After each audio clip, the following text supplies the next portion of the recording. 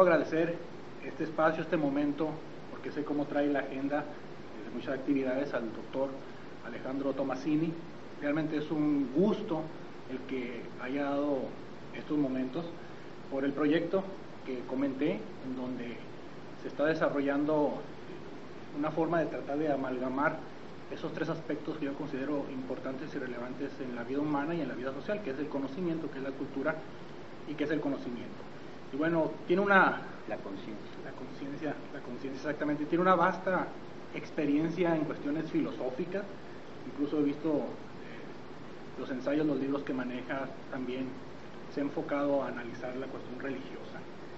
Y bueno, cuando yo hablo de conciencia, al menos así yo lo estoy abordando, me disculpará si es que utilizo los términos de otra forma diferente a la acepción correcta, pudiéramos decirlo.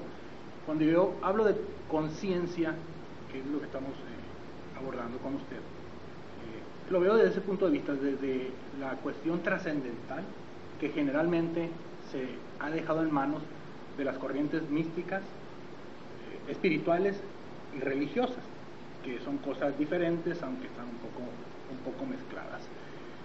Ahí, primero que nada, pues, y para empezar la plática, me gustaría que usted, con la experiencia que tiene, con la manera en que aborda estos temas, me diera su punto de vista sobre el peso que cree que pueda tener ese aspecto trascendental, misticismo, espiritualidad y religión, en lo que viene siendo la conformación del ser humano y de la misma sociedad.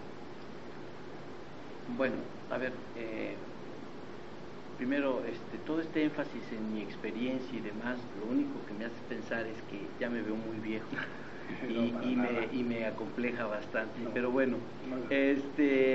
En relación con estos temas de espiritualidad, religiosidad y demás, bueno, yo creo que mi punto de partida es que si en todas las sociedades se dan estos fenómenos, pues es por algo. No es porque la gente sea tonta ni porque la gente sea obnubilada, sino que hay ciertos requerimientos, ciertas necesidades que la vida humana una vida humana con mucha carne, melones, agua, sexo, eso no es suficiente, que hay otro tipo de ansiedades, otro tipo de inquietudes que son justamente de carácter espiritual, cultural, mental, y que van más allá y que necesitan ser satisfechos. Entonces, parte del problema está no en estas exigencias de la persona, que son naturales. Todos necesitamos hablar de cosas que rebasan nuestros intereses inmediatos, sino el problema es la manipulación que se hace de eso por parte de instituciones o individuos. Por ejemplo, los requerimientos religiosos son legítimos, son genuinos, porque la gente necesita este lenguaje. Pero resulta que lo acaparan ciertas iglesias, que lo acaparan ciertas instituciones, y resulta que si uno no está ahí, entonces ya no tiene vida religiosa. Entonces, no es en la religión misma donde está el problema, no es en los requerimientos espirituales, es en la manipulación que hacen de eso las instituciones, que se van conformando a lo largo de los siglos y en donde se van plasmando intereses, ¿sí? Y en donde ya no importan otras cosas, lo único que queda es el cascarón revestido de espiritualidad y demás, cuando en realidad son bastante mundanos en sus manejos cotidianos, ¿sí? Entonces yo creo que lo que tenemos que hacer es, en la actualidad, liberarnos de la institucionalización en estas áreas, que no venga un club de moralistas a hablarnos, que no vengan los dueños de la religión a hablarnos. No, yo llevo mi vida religiosa, yo llevo mi vida moral y la quiero vivir. No quiero pero no quiero tampoco formar parte de ese club. Entonces yo creo que ese es un dilema de la religiosidad contemporánea. Hubiera sido absurdo plantear lo mismo en el siglo XIV, porque allí la religión y la vida estaban de la mano.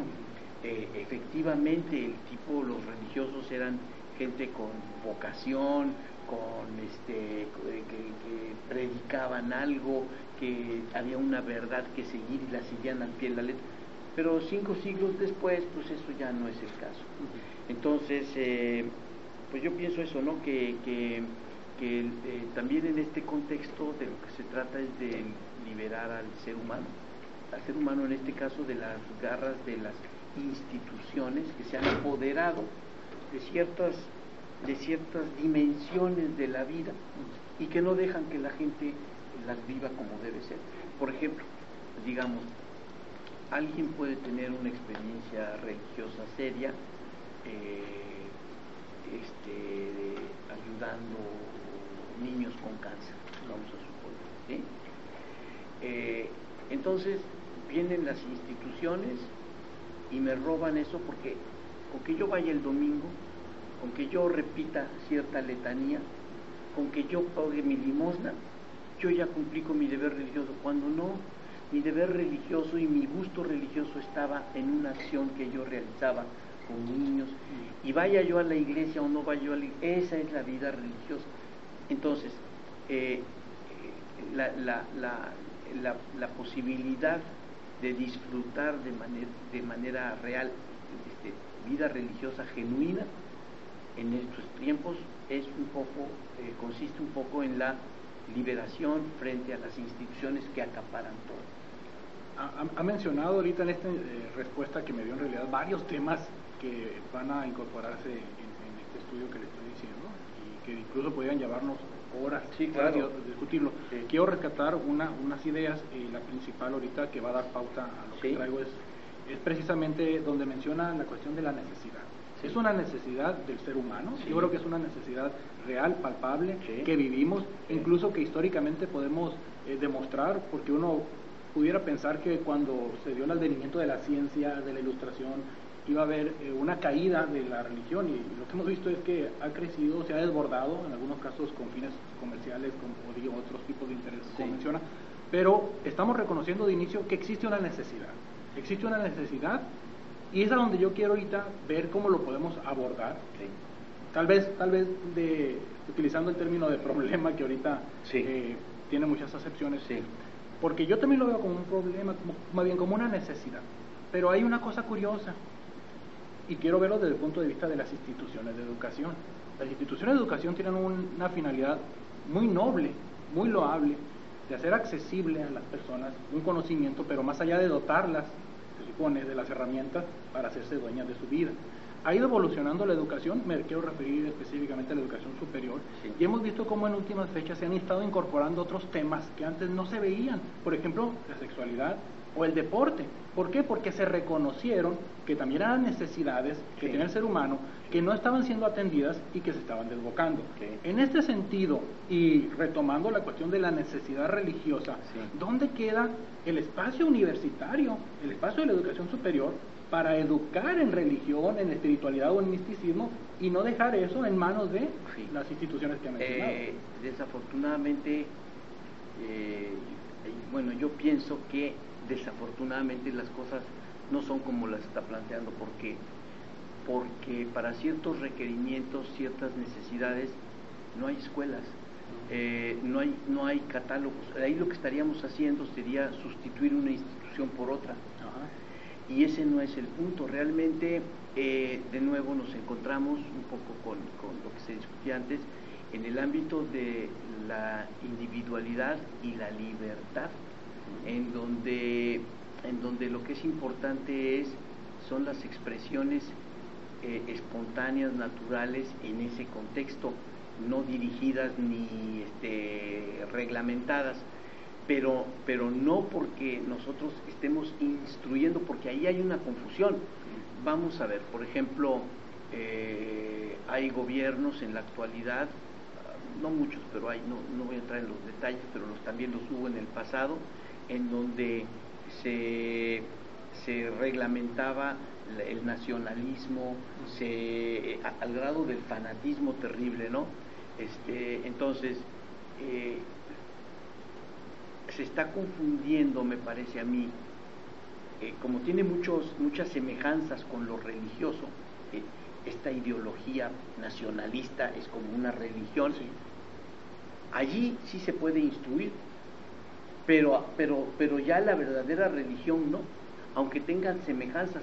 La verdadera religión no es, la vida religiosa no es, no se puede reglamentar, porque sería volver a caer en dogmatismos y volver otra vez a meter al hombre en un canal que tiene que seguir si quiere tener vida religiosa. Yo creo que la vida religiosa tiene que ver con el sentido de la vida, con el colorido de nuestras experiencias, con ciertas lecciones muy grandes que tienen que ver con nuestra vida como un todo, cosas por el estilo. Eso no se puede presentar de manera dogmática, académica, en donde vamos a estudiar, porque el sentido de la vida no es un tema de estudio. Entonces pues no podemos hacer eso. Entonces lo que se puede hacer es promover, me parece a mí, actividades en donde se pueden promover, y con eso de paso surgirá de manera natural lo otro. Porque querer programarlo me parece un poquito problemático, ¿no? Sería volver a, es como, digamos, ¿sabes qué? Yo quiero hacer un lado la Iglesia Católica, voy a hacer yo mi propia iglesia. No, ese es un poco medio... Como la granja de los animales, quitas a uno, pero bueno, viene ponemos otro. A lo mejor estuvo no completo el planteamiento inicial, porque en efecto yo entiendo que hay una contradicción de inicio en la cuestión del conocimiento y de la espiritualidad, claro, que son dos casi esferas excluyentes en donde una no puede someter a la otra, claro, y no se pudiera pensar en una instrucción propiamente dicha científica, claro, de algo que no está sujeto a los parámetros de la ciencia. Totalmente. Pero me gusta la idea, porque yo también hacia allá voy, de esos espacios no rígidos, no instruccionalizados, sí, pero sí necesarios para que se depure todas las cuestiones que existen y que pueden ser generados en las universidades con el espíritu de libertad, claro, pero que haya un filtro, porque entonces tenemos dos problemas. Uno, las personas que no conocen otra cosa más que lo que han conocido, sí, y la universidad pudiera generar un espacio para que conocieran, sí, y dos, las personas que conocen de todo lo que hay, incluso de las charlatanerías que existen, sí, y que no hay nadie que le diga, oye, esto de plano excede, sí, tu búsqueda.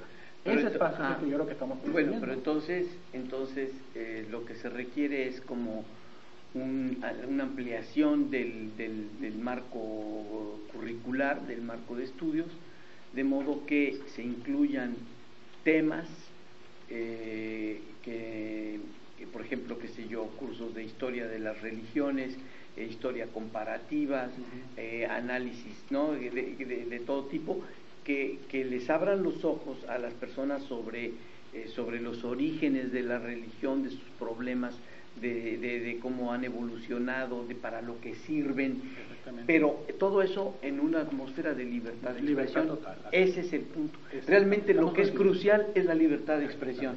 Eso, que se dice muy fácilmente, pero que en realidad no siempre se permite, ¿no? Porque hay libertad de expresión dentro de ciertos parámetros, sí, claro, ¿verdad? Yo soy muy libre para despotricar en contra de la Unión Soviética, pero si quiero defender otra cosa, no, entonces eso ya no se ve bien. Entonces mi libertad está muy condicionada a los parámetros, los valores, los axiomas del lugar donde estoy, y libertad, realmente países liberales, escuelas liberales, pues no hay muchas. Es un asunto de grados. Yo creo que no podemos hablar de países totalmente liberales. Hay países más liberales, más democráticos, más elásticos que otros, y eso es un asunto de transiciones imperceptibles. Pasamos de una cosa a otra. Digamos, en Francia, por ejemplo, en Francia hay una gran libertad de expresión, pero si yo quiero criticar, por ejemplo, si yo quiero hacer el saludo así, o así, que ahora es el nuevo, ¿no?, me meten a la cárcel. Sí, entonces no, incluso ahora la polémica que hubo por el uso del velo que se prohibió. También, ¿no? Entonces, ¿dónde está la libertad? Porque si yo soy musulmán o mi hermana es musulmana, ¿por qué no puede ir con el velo? A lo que le molesta a alguien, le quito el pan de la boca, no, pero, o sea, quiero decir que inclusive en sociedades tan liberales como la francesa, no hay tal cosa como libertad. No. Ya si nos vamos a los países anglosajones es peor, ¿sí? Estados Unidos, decir ciertas cosas es autocondenarse para siempre, desde muchos puntos de vista. Entonces, esto es una idea, como diría Kant, una idea regulativa, es decir, no es algo que podamos imponer, sino un ideal al cual nos acercamos. Y a mí me parece que el estudio de las religiones, todo eso se puede hacer, pero que la atmósfera en la que se puede hacer, eso es lo que es más importante. Porque va a venir un profesor que nos va a dar unas clases sobre historia de las religiones en Mesoamérica o historia de las religiones del Medio Oriente, está bien, pero lo que importa es que la gente pueda plantear las preguntas que quieren, que te puedan plantear las dudas que quieren y que no, eso es lo que realmente que puedan importante. avanzar precisamente Sí, en el tema. Y abrir el horizonte temático, decir, oye, esto no entiendo por qué, no puedo preguntar esto, no, sí, eso, yo creo que ahí es donde la clave de muchas cosas, la libertad de expresión. Ha mencionado mucho el tema y coincido en la cuestión de la libertad. De hecho, yo lo veo como el fin de la educación, el objetivo de la educación, liberar a la gente, obvio, a través de herramientas que les sirvan para construir su vida y liberar en el sentido económico, político, social, religioso, que se hagan dueños de su vida. Aquí lo que quiero ver y plantearle es cómo podemos nosotros hacer que converja la cuestión de la libertad cuando abordar, ya no digo estudiar, no, abordar las premisas religiosas, espirituales, lleva en sí la semilla de la no libertad, porque claro, si una posee la verdad, las demás están equivocadas, y si la poseo tú te sometes y se acabó tu libertad. Entonces, ¿cómo podemos pasar con la estafeta o el pasaporte de la libertad a un ambiente cuyos objetos que vamos a estudiar la restringen y en algunos casos la eliminan? Bueno, ahí ya me parece a mí que el problema se transmutó y es un problema que pasó de ser de vida religiosa a vida política. Es decir, ahí lo que estamos peleando son los derechos para poder cuestionar lo que nosotros consideremos que hay que cuestionar y lo que queramos. Y esa lucha sí creo que hay que darla. ¿Sí? O sea, eso sí, porque si no, no hay progreso y si no hay, finalmente no logramos nada, no transmitimos nada. Para que pueda haber interacción, crecimiento, comprensión, tiene que haber posibilidad de moverse. Y eso, ahora, que eso entra en conflicto con instituciones establecidas, muy probablemente, porque tienen intereses creados, intereses ya que claro, uno va a cuestionar. Porque aquí la trampa es esta. Yo con mi libertad de expresión, en realidad lo que tengo es un fusil invisible y con eso voy a cuestionar todo. Por eso es tan importante, por eso hay que quitarle a la gente el fusil invisible, porque la gente no, porque si no va a despertar, y claro, eso es lo que es importante. Sí. Ahorita mencionó, bueno, no en esta entrevista, sino previamente que estuvimos platicando, un aspecto que me quedó y todavía no lo logro resolver, en donde dijo, tú puedes estar trabajando por desarrollar, entender, construir una filosofía propia. Una vez que lo haces, sé congruente, mantente en ella. Sí, claro. ¿Eso no da posibilidad al cambio? Conocer, no, en principio sí, pero llega un momento en que, digamos, vamos a presentar la filosofía como una especie de búsqueda de algo. Si es búsqueda es para encontrar, porque la idea de pasarme toda mi vida buscando no tiene tampoco mucho sentido. El chiste es encontrar un punto de vista en el que yo armonice mis intereses de distintos campos y que yo pueda entonces llevar una vida congruente, satisfactoria, de realización y de acción, ¿sí? ¿Qué quiere decir eso? ¿Que no voy a modificar? No, estoy abierto, pero ya busqué, ya encontré, y ya tengo algo, ¿no? Porque digamos, por ejemplo, yo voy a dar, no me gusta darme como ejemplo, no sirvo de ejemplo para nada más que para puras cosas malas, pero bueno, voy a tomar el caso de la filosofía. Uno entra en filosofía y entra a lo que podríamos llamar el kindergarten de la filosofía. Entra uno como alumnito y ¿qué pasa? Termina la licenciatura y ¿dónde está uno? En preprimaria. Termina uno el doctorado, ¿en dónde está uno? En primero de primaria. Realmente para llegar a los estudios grandes de filosofía, no solamente tiene uno que seguir un caminito académico, burocrático, administrativo, también tiene que tener la experiencia filosófica, la vida filosófica, que a eso conduce, ¿no? Y entonces, estos 20 años que está uno buscando, uno busca por Aristóteles, no, luego me paso a Kant, bueno, ya leí lo que dice John Stuart Mill, no, ahora estoy leyendo esto, ya llegué a mi verdad, yo ya ahora soy tomista, y ya descubrí, pero ahora soy tomista, y ya me quedo en eso, porque yo ya sé que Santo Tomás es un tipo muy grande, es un tipo fantástico, ya conocí otras cosas, esto es lo que me gusta, ahí me voy a hacer, y ya trabajo y vivo de esa manera. Porque el chiste de la filosofía es que me sirva en la vida, pero no la filosofía como una eterna, como una ansia de leer y nunca termino. No, yo quiero llegar a algo, adoptar un punto de vista, defender algo desde una perspectiva. Y eso, claro, la filosofía tiene esta cosa que me permite entrar en todos los terrenos. Y yo con mi visión filosófica voy a poder hablar de los derechos de los animales, de la democracia en Perú, de la conquista, de lo que quieran, pero ya desde una perspectiva determinada. Lo otro es buscar todo el tiempo para adoptar una perspectiva. Entonces el chiste es lograr formarse un punto de vista, adquirirlo. Claro, para eso tenemos los grandes paradigmas que son los grandes filósofos, ¿sí? Yo tuve la suerte, yo digo, pues, de haberme topado a la mitad del camino con Wittgenstein, que a mí me sirvió mucho en todos estos sentidos, porque me permite hacer historia de la filosofía, hacer filosofía por cuenta propia, poderme formar un punto de vista respecto a temas sobre los que no he trabajado o no había yo pensado mucho, pero me da un instrumental para poder hacerlo, ¿sí? Claro, tiene la desventaja, no sé si hablaste tú o de usted, si estuviste desde el principio aquí, cuando al principio de la plática mencionamos algunas cosas que son relevantes para esto, ¿no?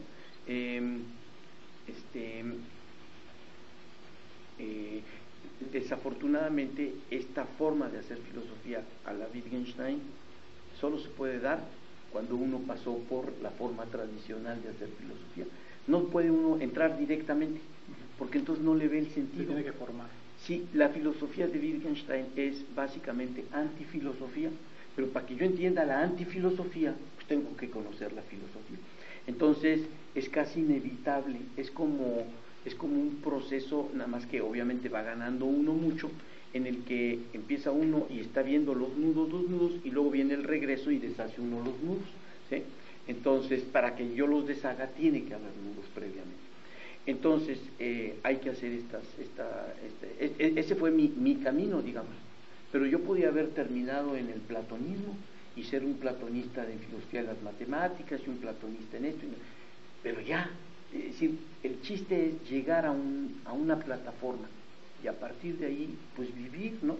Y trabajar y lo que sea, pero con algo ya más o menos labrado, porque el chiste en esto me parece a mí, como en muchas otras cosas, es, y aquí voy a citar a Nietzsche, que no es un filósofo así como analítico, pero Nietzsche tiene preguntas buenas, ¿no?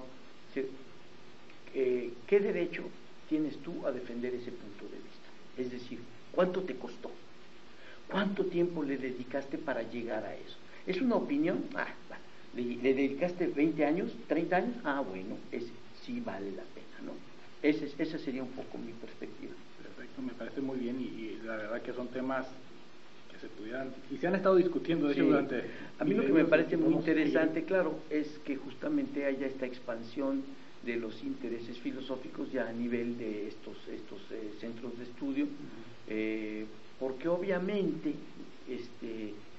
un mero centro de estudios, por muy útiles que sean, pero nada más de eso, salvo si son de investigación de punta y uno sabe que está en eso, pues va a ser insuficiente.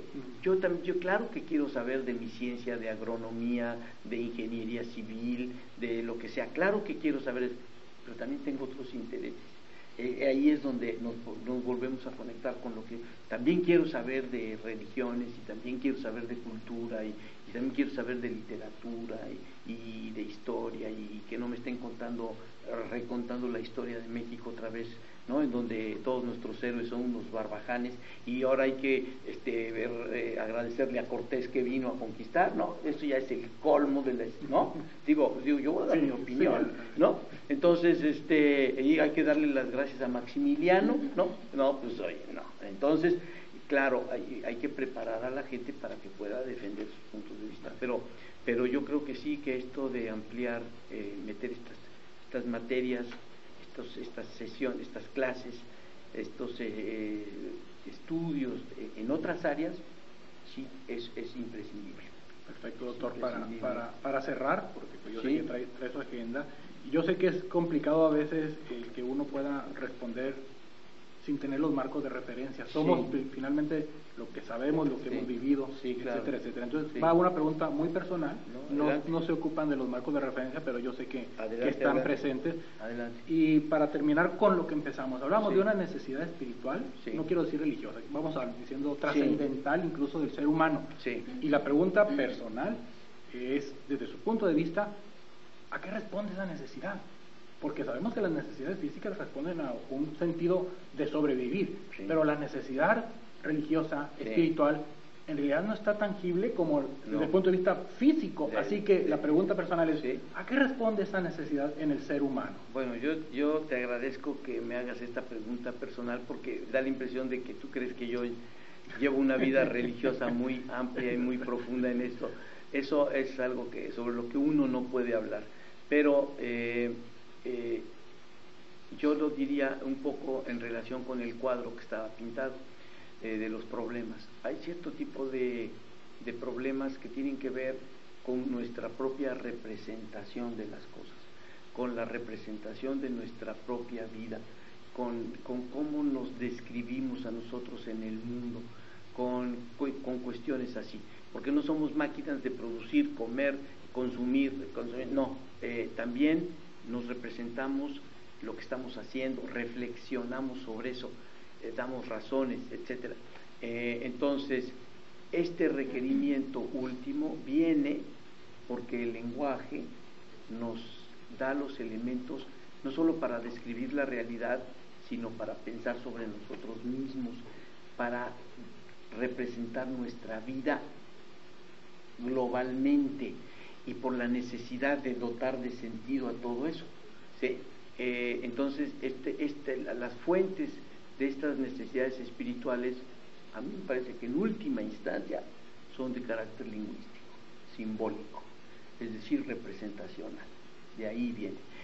Porque si nosotros quitamos eso, yo diría, por ejemplo, quitamos el lenguaje, quitamos los símbolos, ¿por qué los tigres no tienen problemas religiosos? Pues yo no sé, pero lo único que puedo decir es porque no tienen lenguaje, porque si tuvieran un lenguaje, ellos se representarían su vida y podrían... Entonces, en principio, ¿por qué nosotros tenemos estos requerimientos? Precisamente porque no nos basta la mera descripción de lo que hacemos así de manera directa, sino que queremos dotar de sentido, por la necesidad del sentido. Y eso es un asunto que tiene que ver con el lenguaje. Excelente, me parece muy bien para cerrar la cuestión del sentido, del por qué y del para qué, que siempre nos estamos cuestionando, y que yo creo que son los que han dado todas estas ramas de la filosofía, de la teología y del pensamiento humano, que vamos a seguir trabajando cada quien. Está muy bien. Pues le agradezco mucho al doctor Tomasini, en realidad el tiempo, las ideas, se queda uno pensando, y pues yo creo que a través de eso podemos llegar a nuevos estadios de desarrollo. De eso se trata. Muchísimas gracias. Gracias a usted. Bueno. Muchas gracias. Gracias.